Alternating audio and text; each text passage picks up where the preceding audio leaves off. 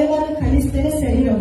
So ఈ శరీరానికి శిరస్సు ఎవరంటే, అంటే ఈ సంఘం అనే శరీరానికి శిరస్సు క్రీస్తు. కాబట్టి ఆయనతో జత చేయబడిన మనము ఎప్పుడో మనము బాప్తిస్మం పొందుకున్నాం కదా, ఏదో ఆదివారం వస్తున్నాం కదా, వెళ్తున్నాం కదా.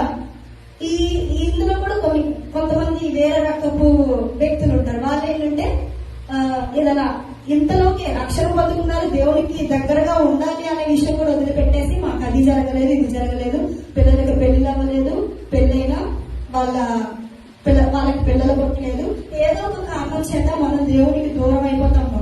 కానీ ఇందాక చెప్పిన విధంగా మనం ఏదన్నా పొందుకోవాలి అంటే దానికి అర్థం కావాలి. అలాగే మనం నిత్య జీవాన్ని పొందుకోవాలంటే దేవునికి సమీపం ఉండాలి. ఎప్పుడో మనం బాప్తిస్మం పొందుకున్నాం కదా, ఎప్పుడో రక్షణ అనుభవంలోనికి వెళ్ళాం కదా అని దాన్ని విడిచిపెట్టకూడదు. కానీ ఇక్కడ కరాఖండిగా చెప్తున్నాడు దేవుడు. వాక్యం చూడండి ఒకసారి.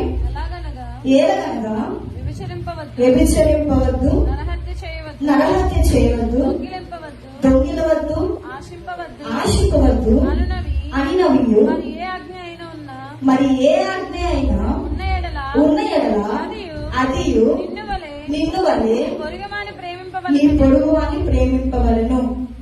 వాక్యములో సంక్షేపముగా ఇవ్వడి ఉన్నది. చూడండి, మనం ఎంత కష్టపడినా మనం దేని గురించి కష్టపడతామండి, మన పిల్లల గురించి కష్టపడతాం. పొద్దున్నే ఈ పొలం పనులు చేసుకున్న వాళ్ళ